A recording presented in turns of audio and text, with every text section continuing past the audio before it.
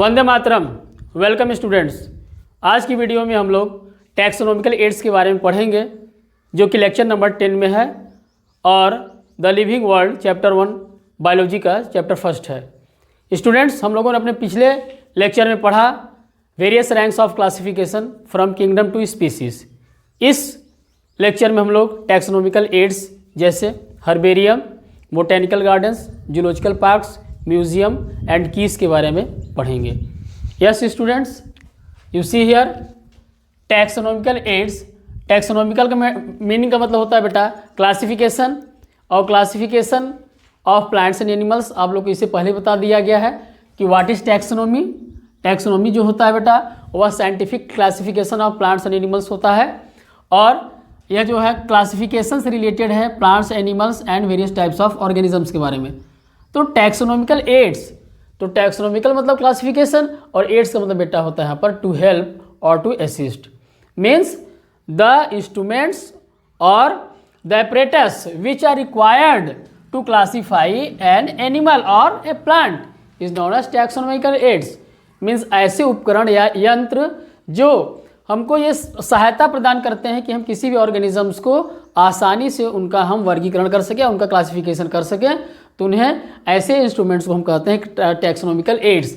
जैसे अगर हम यहाँ पर देखें बेटा, जैसे इसका हो गया हर्बेरियम। जो हर्बेरियम है it is a type of taxonomical aids. उसी प्रकार से अब हम देखें बोटैनिकल गार्डन्स, बोटैनिकल गार्डन्स, उसी प्रकार से zoological parks and you see museums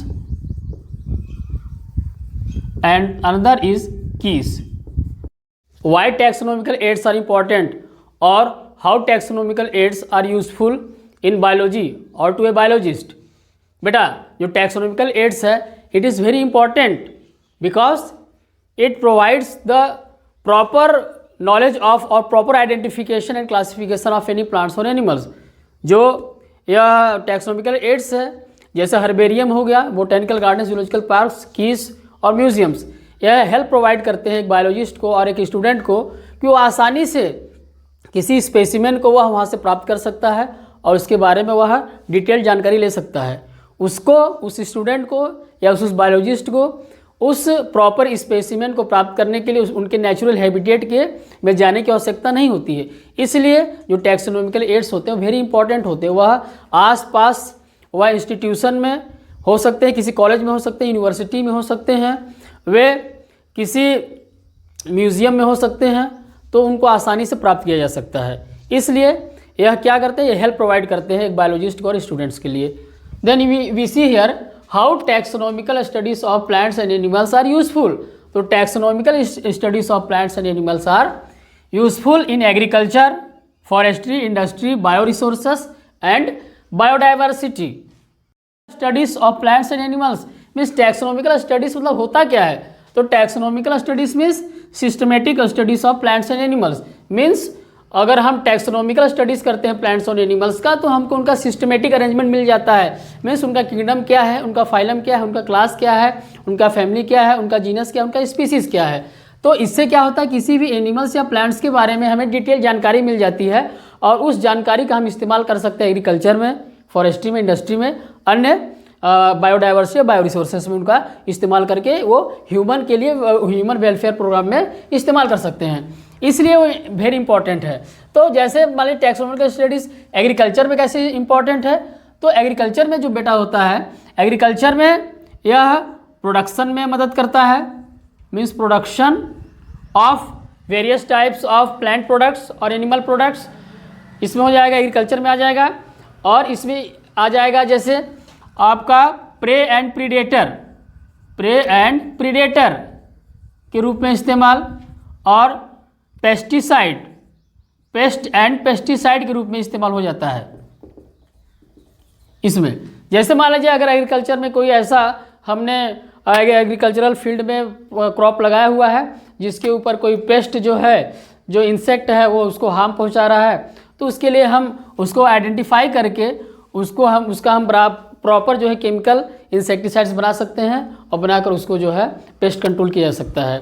उसी प्रकार से फॉरेस्ट्री में देखा जाए तो टैक्सोनॉमिकल स्टडीज ऑफ प्लांट्स और trees in a forest helps in identification of their proper identification to get their plant products. Means forestry में अगर हम देखें तो प्लांट पाए जाते हैं फॉरेस्ट में, तो उन पौधों से किस प्रकार के हमें प्रोडक्ट मिल रहे हैं, जैसे टिम्बर हो गया, उसके बाद फ्रूट्स हो गए, गम्स हो गए, तो आइडेंटिफाई करके उसका हम प्रॉपर यूटिलाइजेशन कर सकते हैं। अगर इंडस्ट्री देखा जाए तो इंडस्ट्री में भी जो प्लांट प्रोडक्ट्स हो गए, एनिमल प्रोडक्ट्स हो गया, हनी हो गया, उल हो गया और लैक हो गया, रबर हो गए, मीन्स वेरियस टाइप्स ऑफ जो प्लांट्स हैं उनसे हमको जो प्रोडक्ट्स मिलता है उनको प्रॉपर आइडेंटिफाई करके हम उनसे वेरियस टाइप्स ऑफ प्रोडक्ट्स को प्राप्त कर सकते हैं। और अगला देखा जाए बायो रिसोर्सेज है, तो बायो रिसोर्सेज में there are various types of bio resources in our ecosystem, in our biosphere, उसका प्रॉपर यूटिलाइजेशन किया जा सके। और उसी प्रकार से बायोडाइवर्सिटी, तो biodiversity means various types of plants, animals and other organisms present in an ecosystem constitute a biodiversity. Biodiversity में जैव विभिन्नता, तो वेरियस टाइप्स ऑफ जो प्लांट्स एनिमल्स हैं अगर उनको हम उनके कैरेक्टर के हिसाब से अगर आइडेंटिफाई कर दें, क्लासीफाई कर दें, तो ये बहुत ज़रूरी है टैक्सोनॉमिकल स्टडीज़ के लिए। Studies require correct classification and identification of organisms. Means जो टैक्सोनॉमिकल स्टडीज़ है वो किसको क्या आवश्यकता है, उसे आवश्यकता है correct classification and identification of organisms. Means किसी भी ऑर्गेनिजम्स का उसको पहले आइडेंटिफाई किया जाए और उसको क्लासीफाई किया जाए। ये बहुत ही ज़रूरी है कि जो हम ऑर्गेनिजम्स या जिस प्लांट्स या जिस एनिमल्स को हम उसका जो है टैक्सोनॉमिकल स्टडी कर रहे हैं, मीन्स उसका जो हमने उसके बारे में जो हम उसका डाटा बना रहे हैं, जो डेटा बना रहे हैं, वो डेटा जो है वो हमारा पहले हम उस ऑर्गेनिजम्स को आइडेंटिफाई करते हैं और उसका प्रॉपर अरेंजमेंट करते हैं टैक्सोनॉमिकल हायरार्की में। मीन्स जो आइडेंटिफिकेशन होता है किसी भी एनिमल्स ऑर्गेनिजम्स का जो आइडेंटिफिकेशन होता है, it is A intensive laboratory and field studies. Means किसी भी ऑर्गेनिजम्स का आइडेंटिफाई करना ये एक इंटेंसिव लैबोरेटरी वर्क होता है। मीन्स उसको हम ऑर्गेनिजम्स के स्पेसिमेन को कलेक्ट करके उसको पहले लैबोरेटरी में ले जाकर उसका हम गहनता से अध्ययन करते हैं, उसके बॉडी पार्ट्स के एनाटॉमी के बारे में, मॉर्फोलॉजी के बारे में अध्ययन किया जाता है, उसके प्रॉपर्टीज़ के कैरेक्टर्स के बारे में अध्ययन किया जाता है। और यह क्या है बेटा, यह है फील्ड स्टडीज़ भी है। मीन्स हमको ये पता होना चाहिए बाहर फील्ड में भी जाकर ये अध्ययन करने का एक क्षेत्र है कि हम जहाँ बाहर जाते हैं जिस हैबिटेट में ये प्लांट्स और एनिमल्स मिल रहे हैं हमको उसके बारे में जानकारी होनी चाहिए। For taxonomic studies, means taxonomic studies के लिए जो रॉ मटेरियल है उसको क्या आवश्यकता होती है उसकी, तो रॉ मटेरियल जो होता है बेटा टैक्सोनॉमिक स्टडीज़ के लिए रिक्वायर एक्चुअल स्पेसिमेन। मीन्स हमें वास्तविक नमूने की आवश्यकता होती है। अगर हमें किसी भी ऑर्गेनिजम्स के बारे में उसका हमको प्रॉपर क्लासिफिकेशन करना है तो उसके लिए हमको क्या चाहिए, पहले कि स्पेसिमेन चाहिए या सैंपल चाहिए बेटा। तो specimen is the prime source of taxonomic studies. जो स्पेसिमेन होता है यानी जो नमूना होता है वह एक प्राइम सोर्स होता है टैक्सोनॉमिक स्टडीज़ के लिए। ये एनसीईआरटी टेक्स्ट ये लैंग्वेज का रहा है NCERT. Means specimen is the prime source of taxonomic studies. तो जो भी प्लांट्स और एनिमल्स या कोई भी माइक्रो ऑर्गेनिजम्स हैं, कोई भी ऑर्गेनिज्म जो है लिविंग ऑर्गेनिजम्स है, उसका अगर हमें उसका अध्ययन करना है, उसे प्रॉपर सिस्टमेटिक ढंग से उसको हमको स्टडी करना है टैक्सोनॉमिकल हायरार्की में, तो उसके लिए हमको जो है उसके लिए क्या करना, उसका स्पेसिमेन हमको लेना पड़ेगा।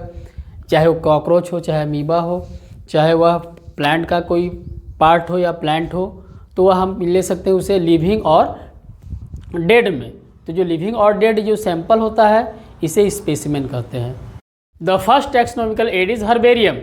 Herbarium is a collection of plants that are dried, pressed and preserved on a sheet of paper. Means जो हर्बेरियम होता है वह पौधे को सुखाकर उन्हें प्रेस करके और उस पर पेपर पर चिपका दिया जाता है। इन पौधों कलेक्शन को हर्बेरियम कहते हैं, जिसे सूखे पौधों का संग्रह भी कहा जाता है। Means herbarium is a store house of collected plant specimens that are dried, pressed and preserved. जो हर्बेरियम है बेटा यह क्या है, स्टोर हाउस है। कलेक्टेड प्लांट स्पेसिमेंस मीन्स संचित किए हुए जो पौधों का नमूना होता है उनको पहले ड्राइड कर लिया जाता है, फिर प्रेस कर दिया जाता है, फिर उसको जो है पीस ऑफ पेपर पर माउंट कर दिया जाता है, चिपका दिया जाता है। और ये ऐसे कलेक्शन ऑफ प्लांट्स को पेपर शीट के ऊपर हर्बेरियम कहते हैं। Are arranged according to rules of classification, जो सीड्स जो होते हैं हर्बेरियम में, उनको एक सिस्टम से जो है उस पर अरेंज करते हैं, एक फाइल बना देते हैं।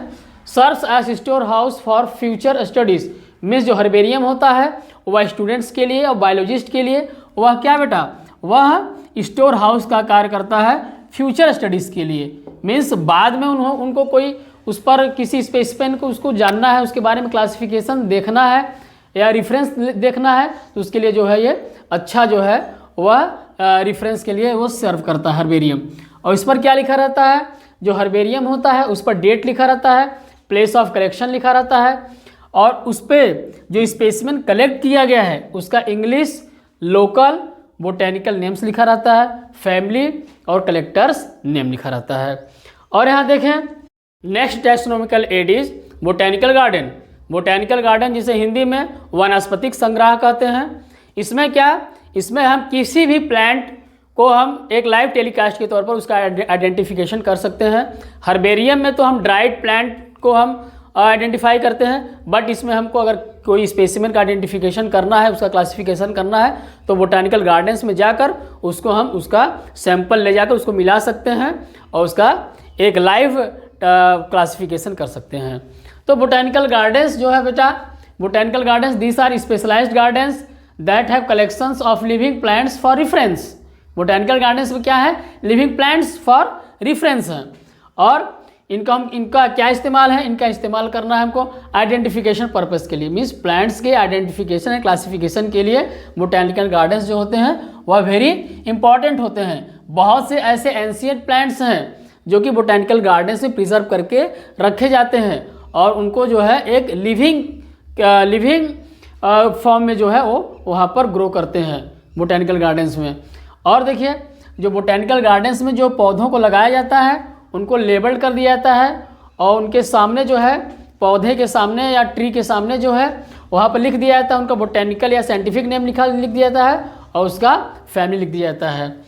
लार्जेस्ट जो बोटेनिकल गार्डन है बेटा वह है क्यू, इंग्लैंड में है। इंडियन बोटेनिकल गार्डन हावड़ा में जो है, कोलकाता इंडिया में, it is the largest botanical garden in India. It is also called sir Jagdish Chandra Basu botanical garden. And you see here next National Botanical Research Institute Lucknow, India. This is also a botanical garden which is situated in Uttar Pradesh Lucknow. Next taxonomical aid is museum, जिसे हिंदी में संग्रहालय कहते हैं। बेटा आप लोग इससे वाकिफ़ होंगे, आप लोगों ने बहुत से संग्रहालय पर आप घूमने के लिए गए होंगे, विजिट करने के लिए गए होंगे और उसमें आप देखे होंगे बहुत सारे पुरानी वस्तुओं को रखा जाता है। पुराने और एंशिएंट जो है औजार हो गए, एनिमल्स को इसमें भी रखते हैं, प्लांट्स को रखते हैं। मीन्स जो म्यूजियम होता है is a building where plants and animal specimens are kept for study and reference. Means museum जो होता है, बायोलॉजिकल जो म्यूजियम होता है वो एक बिल्डिंग है जिसमें प्लांट्स एंड एनिमल स्पेसिमेंस नमूनों को रखा जाता है, किसके लिए, स्टडी के लिए और रेफरेंस के लिए, फ्यूचर यूज़ के लिए। जो specimens are kept in jars in preservative solution. जो स्पेसिमेंस होते हैं यानी कि जो प्लांट्स के और एनिमल्स के जो स्पेसिमेंस होते हैं वह प्रिजर्वेटिव सॉल्यूशंस मीन्स संरक्षक घोल में रखे जाते हैं ताकि वो खराब ना हो, नष्ट ना हो। और ये जो प्रिजर्वेटिव सॉल्यूशंस होता है बेटा, जैसे फॉर्मेल्डिहाइड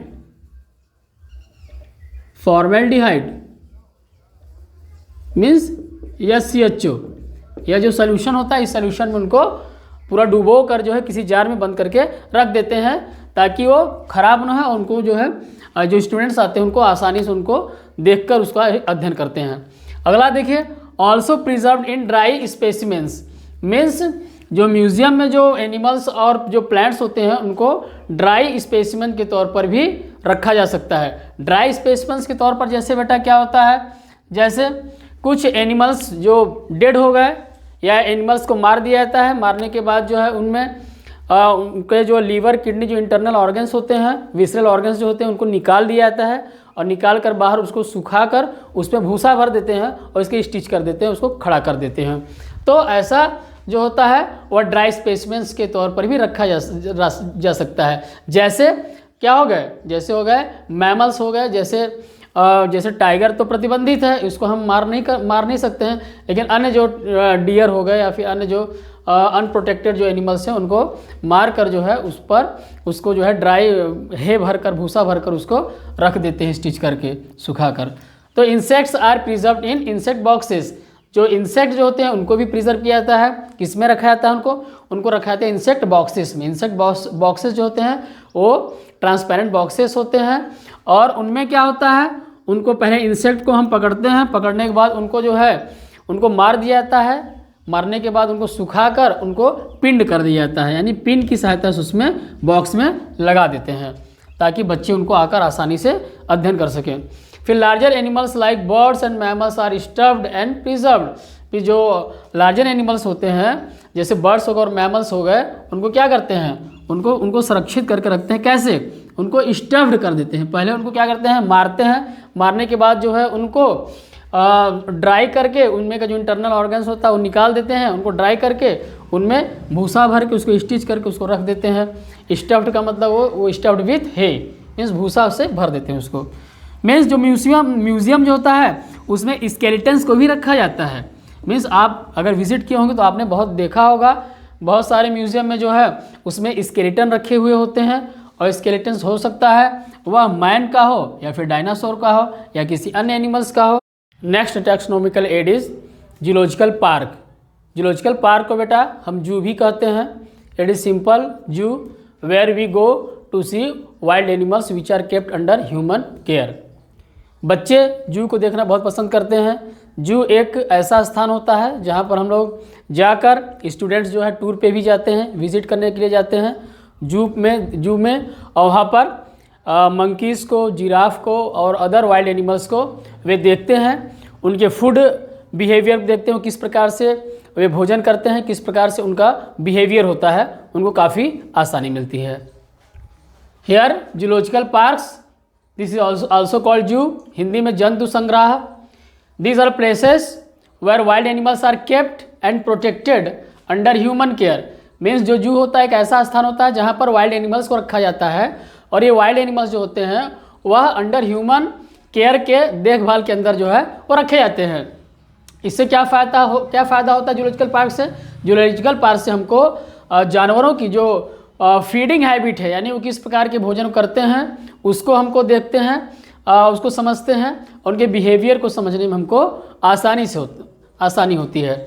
अगला है conditions of zoos are almost similar to their habitats. Means zoo में जो कंडीशन दिया गया है एनिमल्स को रहने के लिए, वह जो कंडीशन है वह उनके हैबिटेट से मिलता जुलता रहता है, लगभग समान होता है, बट वो पूरा कंडीशंस प्रोवाइड नहीं किया जा सकता है जू में जो कि उनके नेचुरल हैबिटेट में उनको मिलता है नेचर के द्वारा। अगला है जो जू होता है, children love to visit this places. Taxonomical aid is key जो होता है बेटा ये एनालिटिक इन नेचर होता है। Key it is a type of taxonomical aid which is use to analysis of plants and animals.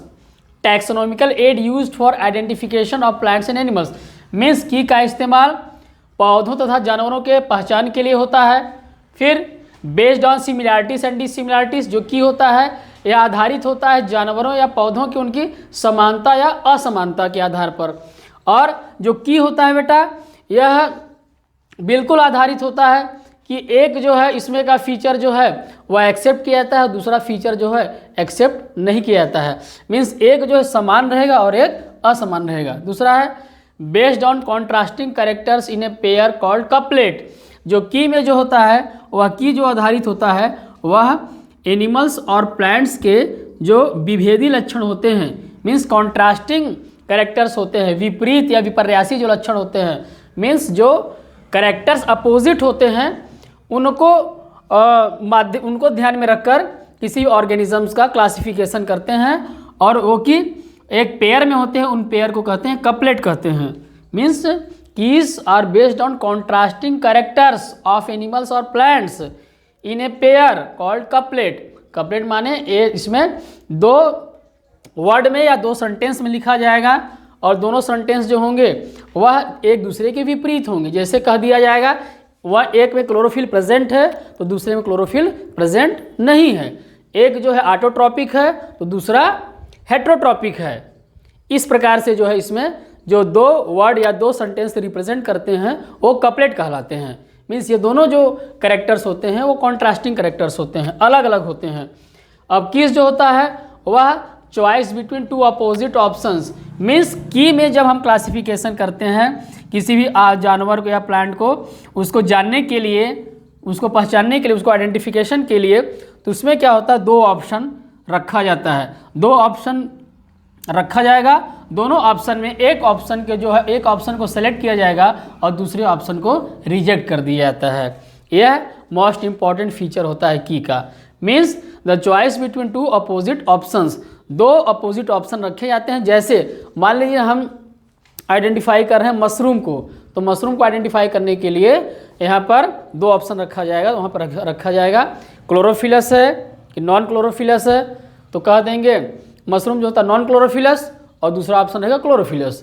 तो क्लोरोफिलस को काट दिया जाएगा, किसको एक्सेप्ट किया जाएगा, नॉन क्लोरोफिलस को। फिर कर दिया जाएगा ऑटोट्रॉपिक हेट्रोट्रॉपिक। तो मशरूम जो होता है बेटा वो हेट्रोट्रॉपिक होता है, सेप्रोफाइटिक होता है। तो सेप्रोफाइटिक होने के नाते सेप्रोफाइटिक को एक्सेप्ट किया जाएगा मशरूम के लिए और ऑटोट्रॉपिक को रिजेक्ट कर दिया जाएगा। उसी प्रकार से आप यहाँ देखें acceptance of one and rejection of other. Means जो की में जो होता है क्लासिफिकेशन जो होता है टैक्सोनॉमिकल एड जो की है, इसमें एक को एक्सेप्ट करते हैं और दूसरे को रिजेक्ट कर देते हैं कैरेक्टर्स को। ईच स्टेटमेंट इन ए की इज कॉल्ड ए लीड। जितने भी स्टेटमेंट की में रखे या लिखे जाते हैं उन्हें लीड कहा जाता है। एनालिटिक इन नेचर, जो की होता है वो एनालिटिक इन नेचर होता है। मीन्स की जो होता है वो विश्लेषण के लिए मदद करता है। यानी कोई दो ऑर्गेनिजम्स है, दो ऑर्गेनिजम्स या एक किसी भी ऑर्गेनिजम्स को हमको उसमें एनालिटिक एनालिसिस करता है, ये बताता है कि ये इसका मीन्स मेन जो लक्षण होता है इसका डीपली एनाटॉमी और मॉर्फोलॉजी दोनों के बारे में एनालिसिस करता है। हम की को एक एग्जाम्पल के द्वारा समझते हैं। यस यू सी हियर, अगर देखिए बेटा हमको वर्टिब्रेट का क्लासिफिकेशन करना है। Means vertebrates are classified with the help of key. You see here vertebrate animals हैं, तो इसमें हमको जब क्लासिफिकेशन इनका करना है, उनकी पहचान करनी है, तो यहाँ पर हम देखिए किस प्रकार करते हैं। कहा गया है की में हम दो ऑप्शन रखते हैं, एक को एक्सेप्ट किया जाता है, एक को रिजेक्ट किया जाता है। और एक ऑप्शन जो होता है वह जो ऑप्शन होता है एक दूसरे का अपोजिट होता है। तो यहाँ पर देखिए वर्टिब्रेट, तो यहाँ पर फर्स्ट जो कैरेक्टर बता रहा है वो फर बता रहा है, प्रेजेंस ऑफ फर और एब्सेंस ऑफ फर। यदि वो स्पेसिमेन जिसको हमको आइडेंटिफाई करना है तो उसमें फर यानी उसमें बाल रोम है कि नहीं। तो अगर उसमें रोम है तो एक में लिख दिया गया प्रेजेंस ऑफ फर, या फर यहाँ पर लिख दिया गया नो फर, दूसरा ऑप्शन। तो पहला ऑप्शन जो प्रेजेंस ऑफ फर है, तो अगर वो फर है तो उसमें वह मैमल हो जाएगा। यानी जो एनिमल उसमें फर पाया जाता है, तो जितने मैमल्स होते हैं सभी मैमल्स के ऊपर बेटा फर पाया जाता है। उसके बाद दूसरा ऑप्शन जो है नो फर, यानी फर इज एब्सेंट, उनके ऊपर कोई बाल नहीं है। तो उसमें फिर हम आगे आते हैं कि क्या उसमें फेदर्स प्रेजेंट हैं और फेदर इज एब्सेंट। तो फेदर्स नो फेदर्स, तो यहाँ फेदर्स अगर उसमें प्रेजेंट है बेटा तो बर्ड्स हो जाएंगे। ऐसे एनिमल्स जिसमें फेदर्स प्रेजेंट होते हैं वो बर्ड्स कहलाते हैं, और जिसमें फेदर्स एब्सेंट हैं तो उसको देखिए नो फेदर्स। तो इसको फिर दो भागों में बांट दिया गया। एक कि यदि उसमें फेदर नहीं है तो उनका जो स्किन है, अब स्किन को लिया जा रहा है कि उनका स्किन जो है वह ड्राई स्किन वाले हैं कि मॉइस्ट स्किन वाले हैं। दोनों एक दूसरे के अपोजिट कैरेक्टर है, एक ड्राई स्किन दूसरा मॉइस्ट स्किन। तो अगर वो मान लीजिए ड्राई स्किन वाला है तो वह बेटा रेप्टाइल्स हो जाएगा। क्या हो जाएगा? रेप्टाइल्स। जो एनिमल है अगर उसका ड्राई स्किन है तो रेप्टाइल्स है।